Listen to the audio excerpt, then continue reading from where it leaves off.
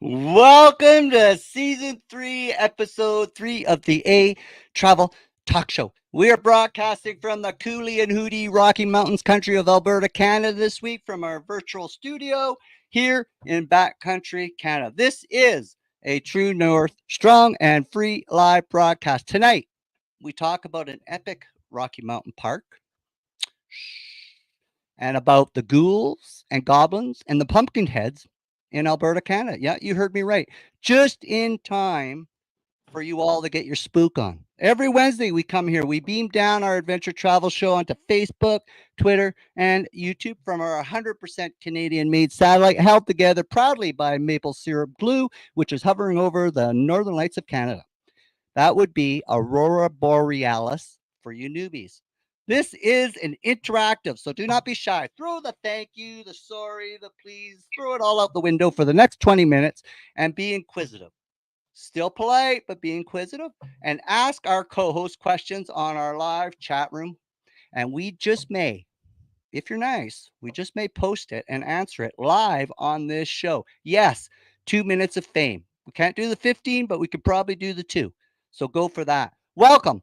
I am your co host, Greg Gerard. I'm proudly one half of the Brothers of Tourism, the award winning small town marketing team, ehCanada Marketing Group. Got a small town, wants sustainable tourism, needs some help, give us a shout. We can be able to do it. My co host today in the studio on the Experience Alberta segment of the Travel Talk Show is Canada Adventure Seeker Andrea Horning. Now, Andrea was the top guru Canada Adventure Seeker influencer for 2022 and 2023.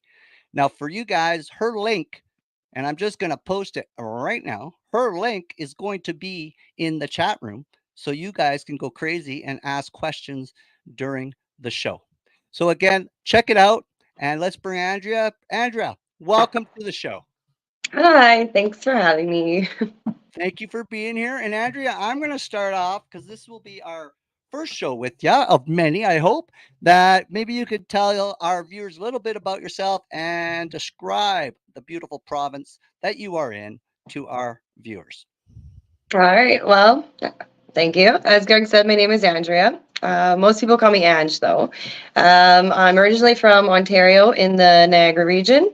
Moved up to Peterborough and the Kawarthas as soon as I was old enough, and then I've been out west here for just over 10 years now. Um, Alberta is fantastic because it's where the prairies meet the mountains, so you kind of get Okay. the best of both worlds there. There's endless fun and beauty and opportunity here. Mm-hmm. Mm-hmm. I've done a stint in Alberta a few times. I think actually our first time we met was in your home province. And I really think that, there's the Rocky Mountains and they are special, but boy, there's some places there. And you're going to share it with us tonight a little bit, some of them. But first, Andrea, I think what we should do is, maybe let's start this off with a little hint to our viewers with some music. Okay. Ooh. Spooky. And here it comes, the scary music. So, the season, it's boo season, right? It's goosebumps, freak nights, haunted houses. Yes? Tis the Yes. season of the ghouls, goblins, and the creatures of the night. It is time for scary beavers, haunting mooses, and howling wolves. So it is only fitting Andrea would like to share with us some Halloween haunts like the Pumpkin After Dark. It is Canada's largest Halloween event with locations across the country, and Andrea is going to tell us about the 10,000 pumpkins causing a haunt in the Calgary, Alberta region. Andrea, the floor is yours. Haunt us away. Awesome. Pumpkins After Dark is a very family friendly event. It takes place in Calgary here at the Windsport Park, which used to or is still the Canada Olympic Park from the 1988 Winter Games. Okay. There is locations across Canada, like you mentioned, in Burnaby, BC, Milton, Ontario, Ottawa, Ontario, as well as Edmonton, Alberta. So Wow, they, lots of they, they places. get around. Yes, yes, they do. Okay. Yep. So, hey, Andrew, with this Pumpkins After Dark, is this your first, second, or third, or 10th visit? This is my third visit. If I'm not mistaken, they've been doing it for 3 years. I was lucky enough this year to get to go to their sneak peek event. That's why in my photos you don't see a million people. Um, Okay. yeah, and it was really awesome because I got to bring mom for the first time, adventure seeker Carrie, Yeah. and my little one, the little adventure seeker. So the three of us had a blast walking through there, and we've been so lucky this year in Alberta. The weather, we're just having a fantastic fall. So it's Yep. the perfect year to get out and check out pumpkins after dark. There's a lot of secret blood running through that Horning family, I think. I think so. Yes. Hold on. I think we got a video here to share. Maybe, yeah, we do. So it's about this Pumpkins After Dark, and Andrea is going to hopefully walk us through some of the scenery. So I'm just going to play this on the stage and let Andrea pumpkin away.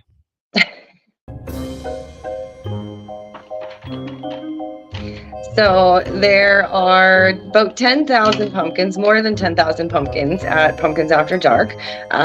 There are no big jump scares that are going to jump out and scare the little kids or anyone like that. So very, very family friendly. It love the dancing skeletons; they're my favorite. Yeah. The dragon here, he's huge. Like I'm not even sure. 12 feet long, maybe very, very large. These pumpkins are not real, so don't be disappointed if you go thinking they're going to be real pumpkins. Real pumpkins would rot way too quickly in the chilly weather, but it does not change the artistic value to any of them. Okay. These guys are hilarious. I like the little trio That was there. a goodie. Those are goodies. Yeah, they're fun. So this is like the courtyard where you're going to get all the photo op opportunities. It's set up in like a circular way, so you just kind of wait in line, and there's so many awesome photo opportunities. And you can also buy pumpkins at Pumpkins After Dark. So if you don't have a pumpkin yet, you can pick them up there. Very cool. And you did mention, right? These the reason they're not real is because this is a what, a month-long event and they pretty much wouldn't last very long. Is that their reasoning behind it? Yeah, so it starts this year. It started September 22nd and it will run right through every Thursday, Friday, Saturday, and Sunday evening after sunset, Okay. straight through until Halloween. They'll actually be open on, I think it's on Wednesday this year, October 31st. So Mhm. it's more than a month long. So obviously the pumpkins wouldn't last if they were real pumpkins, but there is real pumpkins and real pumpkin carving displays and plenty of things like that to check out. Okay, and here's the trick question. So what was your favorite? What was Little Seeker's favorite? And what was Mama Seeker's favorite? Okay, so Mama Seeker, I think she liked the Edward Scissorhands one. It had the music playing to it, and Edward and all his shrubbery art, I guess Okay. you could say. Yeah, yeah. I like the rainbow skeletons, the dancing skeletons. They are really fun. And this year, Little Seeker, which one was she after? I remember last year it was Humpty Dumpty, where she was just learning how to sing the song and she'd sit in front of it and Oh, sing yeah, it. yeah. Yeah, this year I think she just loved them all, to be honest with you. I don't think one stood out more than any other one for her. Yeah, yeah. Okay, right on. So now that we've got the ghouls and the goblins and the scary haunts under our belt, I'd like to ask our listeners is encourage us in the chat room to ask any questions. If you've been to After Dark, then please offer your suggestions to it. Also, on our next topic, you've all heard of the Rocky Mountain Parks. Okay, we've heard of them. Probably heard of Banff. Yep, tick. Probably heard of Lake Louise. Uh huh. Yep, tick. And you probably heard of Jasper. Yeah, okay, tick. But what about Waterton? Waterton is the hidden gem of the Rockies, and Andrea here is like major visitor and supporter of the Waterton Park. She's going to fill us in and share her boots on the ground insight because that's what we do. We just don't talk it, we do it. That's what we do. And why Waterton National Park should be on your bucket list. So, Andrea, why should Waterton National Park be on anyone's Southern Alberta bucket list? Waterton is absolutely beautiful. No other way to put it. The other awesome part about Waterton is it's a really accessible park. It's not huge, and they have so many opportunities and viewpoints that anyone is able to get to. There are tons of hikes, tons of waterfalls, day use areas, places to stay. The little town itself is full of adorable little shops. And again, not too large. And if you're looking to avoid the crowds, Waterton's kind of a good idea. Mhm. Yep. Yep. I mean, weren't we talking in the green room when we were eating the virtual lobster and having a virtual Caesar? We were talking about which is our favorite exactly. Yeah, it's my Sorry, I favorite. took my bib off. But one of the things we were talking about was how we, on our experiences and yours, we didn't meet anyone on the trails. No, a lot of them you're literally on your own, which is kind of nice. Make sure you have your bear spray and make lots of noise because you are in bear country there. But a lot of Hmm. the times I go, there really isn't anybody around. Like, obviously, if you go during peak season into, say, Red Rock Canyon, which is one of the more well known, easily accessible places, you might run into a few other people, but it's Yeah. a nice, quiet park. Yeah. And I think the Red Rock, I think one of the attractions of that one, for my take, and please correct me if I'm wrong, I'm only a wannabe Alberta guru. But would in Red Rock, it's wheelchair accessible, isn't it? I Up, believe so. It's right there. So they've yeah, got the it's, bridge and yeah, I think you can get to the bridge. You definitely can't get to the upper bridge. I mean, yeah, because that's elevation with the trail, but you can get to the lower bridge and get a really good view on that. absolutely. And it's red all the way down. So top to bottom, doesn't matter what you see, you're seeing the Red Rock Canyon. Yeah, yeah. Oh, look at this, Mama Seeker and Little Seeker. They're watching. Hello, look at Mama Seeker being on TV. How cool! Well, we've got Jamie Waterton will be my next fit. I'm so excited to visit. Well, Jamie, you know where to look and who to watch and where to go if you want anything on Waterton. And thank you for that comment. And my co-bro, who's my other half of the Brothers of Tourism, he's been commenting all night. I think he might be one of your biggest fans here from his comments. But this is fantastic. But we're not going to stop there because, again, I'm getting word that we have a clip here of your experience in Waterton. So I'm going to play that and maybe you can walk us through, Angela, on certain areas. Okay. So Waterton is full of wildlife, beautiful views. One of my favorite hikes is actually the Bears Hump hike. That's what this one is here. It should not take you more than 30 minutes. You're basically going straight up all these switchbacks, but you are rewarded with like the most amazing views. There's plenty of areas to sit along the way going up so you can take your time. But just absolute panoramic views overlooking the town of Waterton, Wow. as you can That's see. a stunning shot. Right, and there's some Rocky Mountain sheep just hanging out on the trail. They didn't mind whatsoever that we were coming by, as you can see, and that's not zoomed in. They're just right there as I'm walking. Yeah. Um, there is, yeah, just more of the Bears Hump hike here. Yeah. So many day use areas that are accessible to anyone. This is that Akamina Lake hike from Cameron Lake in. So you can see that Waterton had a wildfire a few years back. Mm-hmm. Always watch out for wildlife on the road. I can't tell you. I think every time I'm there, I see a bear. And they're Yeah. typically always out on the road. So That's waterfalls. that's gorgeous. Yeah, this was just an unnamed one on the side of the road. I saw a goat trail up to. It took me about 5 minutes just to run up there. But here's Look at the that. the views from the top of Bears Hump Pike. That is the entire town of Waterton down there. That is the size of it. And then that road you see to the right is Cameron Lake Road. I think it might be called the Akamina Highway. But I think you're right that'll there. take you all the way up to the top and just so many little day use areas, trailheads, tons of things to check out along that one road there. Uh-huh. And that view, I mean, the one thing about Waterton Lakes too is you could see, you know, a lot of lakes you go to and you can't see the bottom and you're like 1 foot away. Waterton, I found I could see way out there, all the rocks, and it's so clear. It's known for its colorful rocks. You might see people and they'll get low to the water and it's just colorful little pebbles all the way out. Odds are that's around the Waterton area if you see those pictures pop up. Mm-hmm. Mm-hmm. Okay, and again, if anyone has any questions, hit Andrea up now while we've got her attention. Oh, look at this. You got a fan. Jamie here is telling us you are the go-to lady for amazing places to visit and always has the best stories of her and Little Seeker's adventures. Well, thank you, Jamie. Your $20 is in the mail. That was fantastic. Thank you, Jamie. That's So awesome. Andrea, before we close her down and let you off, the last question I want to ask: is there anything that you want to share? Anything you want to say? Anything before we let you go? Anything Albertan? Anything Canadian? Anything Andrea? Well, I thought maybe just some random facts would be fun, Canadian and Waterton wise. So, as far as our first five national parks, our oldest Mhm. national parks would be Banff, then Glacier in BC, Yoho in BC. Waterton is the fourth oldest national park in Canada.